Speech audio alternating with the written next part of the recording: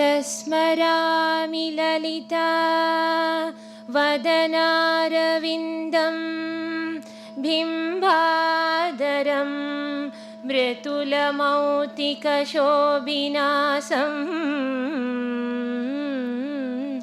आकर्णदीर्घनयनं मणिकुण्डलाट्यम् मन्दस्मितं मृगमधोज्ज्वल बालदेशं प्रातर्भजामि ललिता भुजकल्पवल्ली रत्नाङ्गुलीयलसतङ्गुली पल्लवाट्या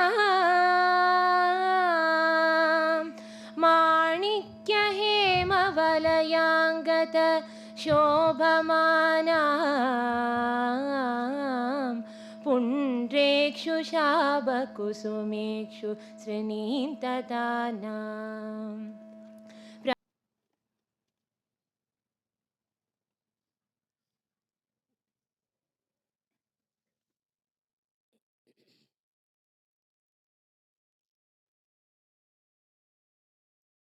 आज के शुभ अवसर पे इस भारतवर्ष में हर जगह खुशियाँ मनाई जा रही हैं। इसका कारण ये है कि सूर्य जो हमें छोड़ करके, भारतवर्ष को छोड़ के और मकर वृत्त पे गया था, वो अब लौट के आया और पृथ्वी और सूर्य के युति के साथ जो जो वनस्पतियाँ, खाद्यान्न आदि चीज़ें होती हैं, वो सब होने का अब समय आ गया है। और जो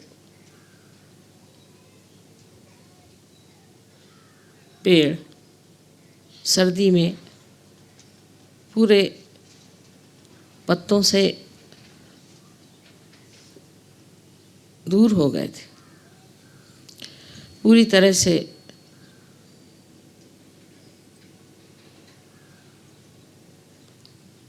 ऐसा लग रहा था जैसे कि वो सब मर गए। वो सारे पेड़ फिर से जागृत हो गए, उसमें हरियाली आने लग गई। और इसलिए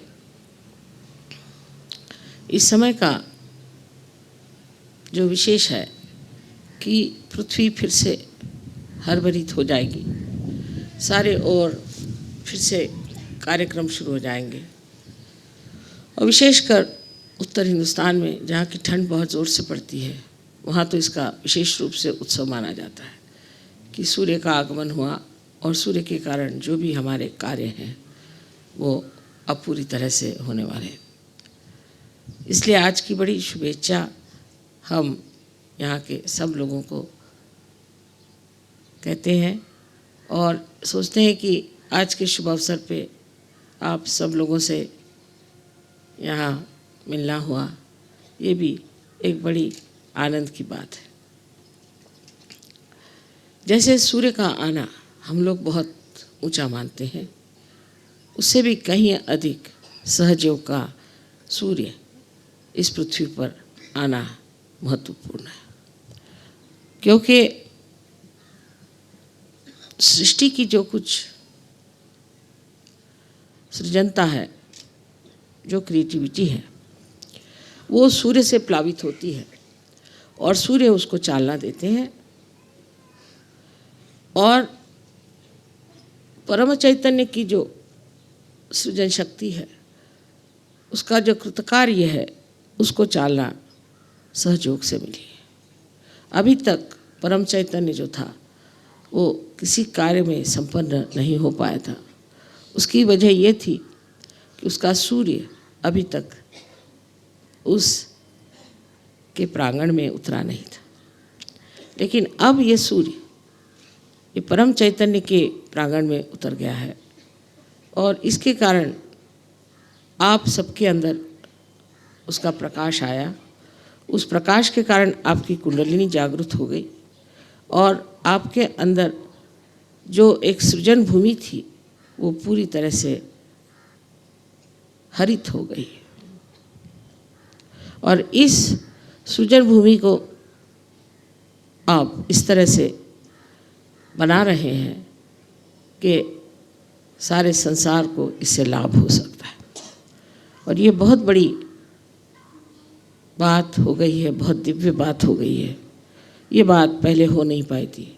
हमारे यहाँ अनेक ऋषि मुनियों ने इस पर विचार कहे हुए हैं कि ऐसा कौन सा दिन आएगा जब सामूहिक तरह से ये सृजनता जागृत होगी। वो सृजनता आज जागृत हो गई है और इसलिए ये न कि सिर्फ पृथ्वी की सृजनता का ही एक पर्व है, पर सहयोग के सृजनता का भी बहुत बड़ा पर्व है।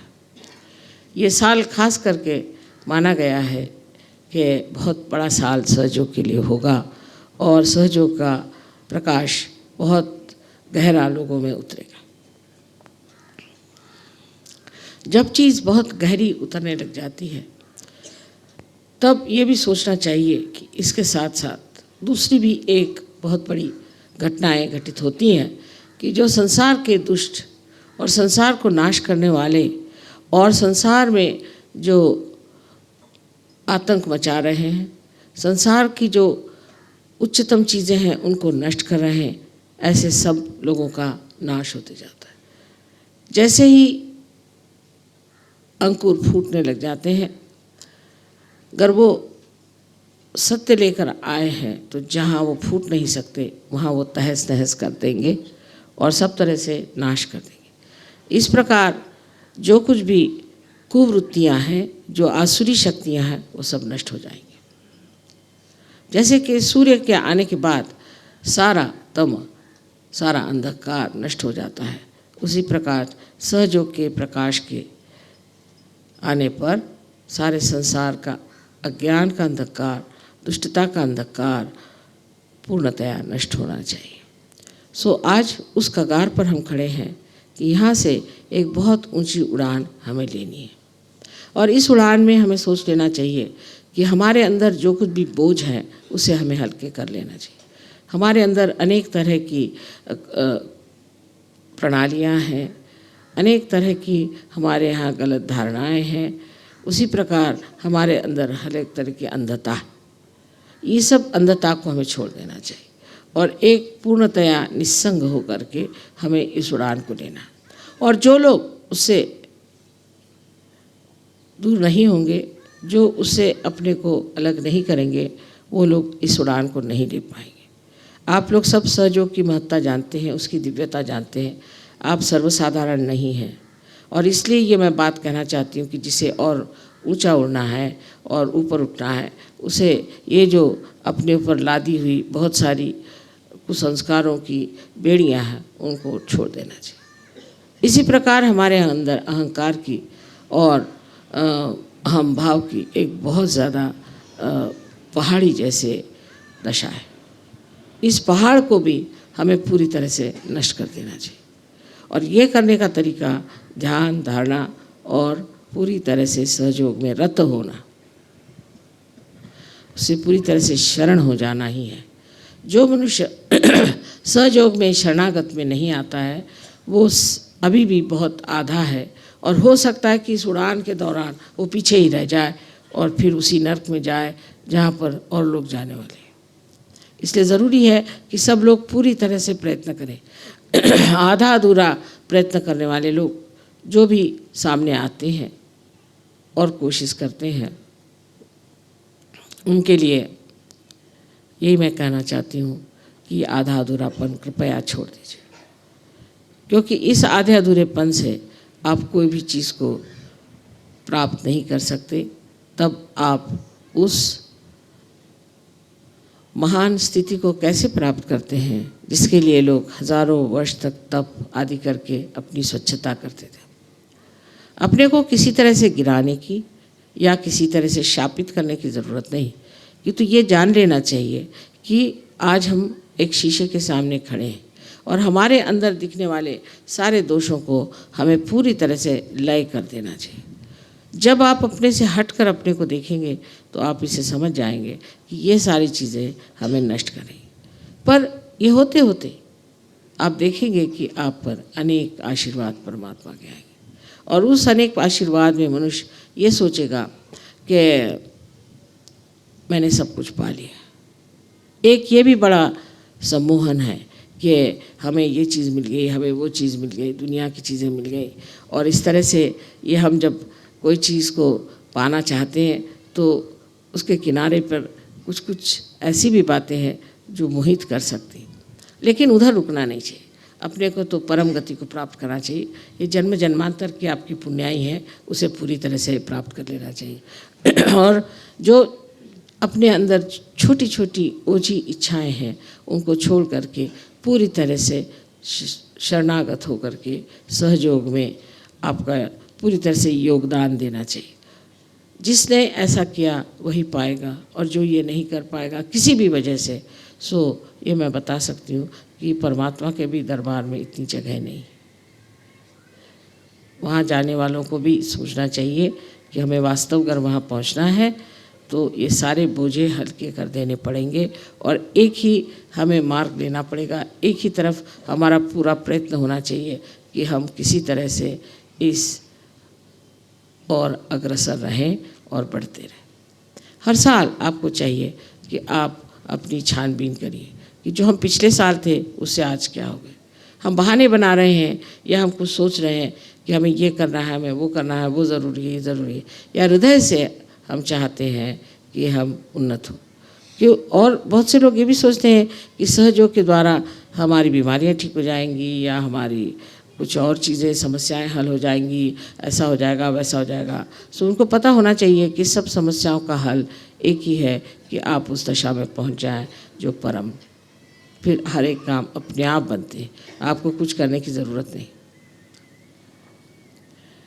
इस प्रकार आज के दिन आपको मैंने अपना मनोदय बताया, पर मैं चाहती हूँ कि आप भी अपने हृदय में ठान लें कि मैं जो बात कह रही हूँ वो दिखने में बहुत सहज सरल है, किंतु मनुष्य की जो प्रवृत्तियाँ हैं, उसकी जो गतिविधियाँ हैं, वो इस कदर विचित्र है कि मैं भी उसे नहीं समझ पाती। कहते हैं कि समझ में आए तो वो क्यों कर खुदा हो, लेकिन मैं तो कहती समझ में आए तो क्यों कर मनुष्य हो, क्योंकि मनुष्य इतना जटिल है, इतना जटिल है, और उसका समझना बहुत ही कठिन है।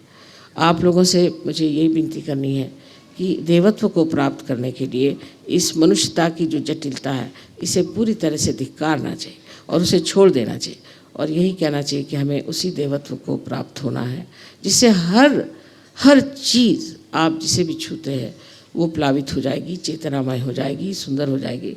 आपका जीवन भी एक बहुत सुंदर, बहुत आदर्श, बहुत ज़्यादा आनंददायी, प्रेममय और एक ऊंचे किस्म का हो जाएगा। आप सबको अनंत आशीर्वाद।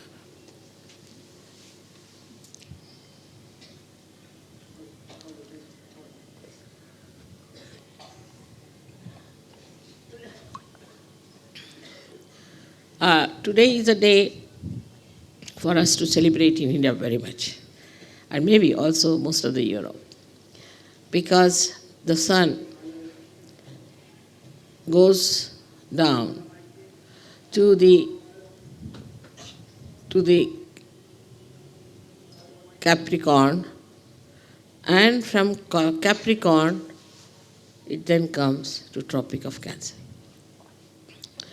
When the sun comes on this earth back, then all the creativity of the Mother Earth starts acting, and she creates such beautiful things like flowers, such nice things, nourishing things like fruits, and fulfilling things like foods.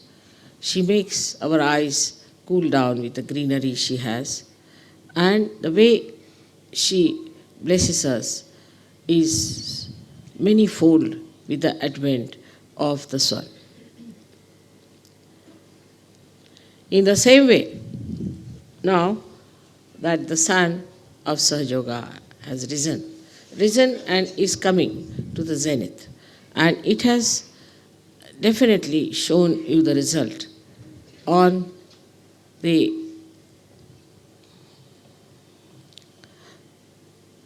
earth principle, that is your Muladhara, and the creative power of that Muladhara, which is the Kundalini, has been rising and rising and rising and opening your being and showing the results in your lives. It has made your lives very beautiful. It has made your life very joyous and very happy. Now we are at a point where we have to trigger a new jump, a new flight we have to take. And for this flight, we have to see that we really become very light in our ideas, in our thoughts, and in our conditionings. We are so much full of conditionings. All kinds of conditionings are on us. They're so deep that sometimes I fail to understand human beings. I just don't understand how they get stuck to things which are of no value, which have no sense, and they get lost. In this higher jump that we are going to take, many will be left behind as a result, those who won't be able to come out of that. So at this stage, I have to request you that you should really fully dedicate yourself to meditation and surrender yourself to collectivity. And every day you must think in the evening, what have I done for SahajaYoga? What have I done for myself? Please try to understand that there is a very big jump we have to take. It is to be triggered. And for that, I would like you to be ready, to be absolutely prepared. Because in this jump, many might be lost and many might be just left behind because they could not get over their conditionings. The conditionings are of various types, as you know very well, of ignorance, blind faith, and all other things that we have gone through. Also, we have conditionings of our country, of our race, of our styles, and so many other things by which we judge others. But we have to judge ourselves, that are we in a search culture or not. If we are not in the search culture, then it's going to be very difficult that you'll board the ship which is going to take us off. I have to just warn you that later on you should say that mother, so many were left behind. If you find anybody is left behind, please try to help that person. Please try to correct that person, and with clear ideas, and with clear voice, and with clear-cut instructions. If you really find that somebody is going down, you better warn. I am telling you all today, because you will be departing, that you should look after your fellow men, Sahajogis, and tell them that this is a very crucial time, and at this time, none of us should just take for granted Sahaja. All other things are just a kind of an illusion, that you feel that the worldly things are all right, or with the worldly things you can manage. God doesn't care for people who are rich, or people who are well off, or people who are poor. What He sees, what richness you have got of spirituality. He doesn't bother about your education, of your degrees, of your pompousness, nothing of the kind. What He sees, how innocent you are, and how much you have worked for SahajaYoga, what you have done for God's work. So all these priorities have to be changed, and one must understand that SahajaYoga judges you on a very subtle level. So in this last judgment, now, as many people have been judged as good people, very nice people, but still, for the second jump that you are going to have, we have to be very careful that maybe some of you who think in their heart they are Sahajogis but are not, may be left behind. So it is important that the sun has risen, and now it has gone to the zenith. And at the time of its zenith, one has to be very careful, because the same sun which has started making this beautiful greenery all around us may scorch with its heat many of them. So be careful. And one has to be all the time under the guidance of SahajaYoga to understand what is wrong with us, what is making us so heavy, what is making us so difficult. So far, I am very happy that whatever I have been telling you, and whatever I have been guiding you, you have accepted it very calmly and sweetly, and that you have tried to imbibe it in your lifestyle. Actually, after some time, I don't think I'll have to tell you anything. You will get your own light to see for yourself what is right and what is wrong. But still, I would say, for all the Western people especially, that you must open your heart. In the puja, in the music, in anything, just see that you open your heart. If you cannot open your heart, this won't work, because this works through spirit which resides in your heart. So please try to open your heart for everything. All your conditionings, all your ego will disappear when you decide that I have to open my heart to SahajaYoga. May God bless you.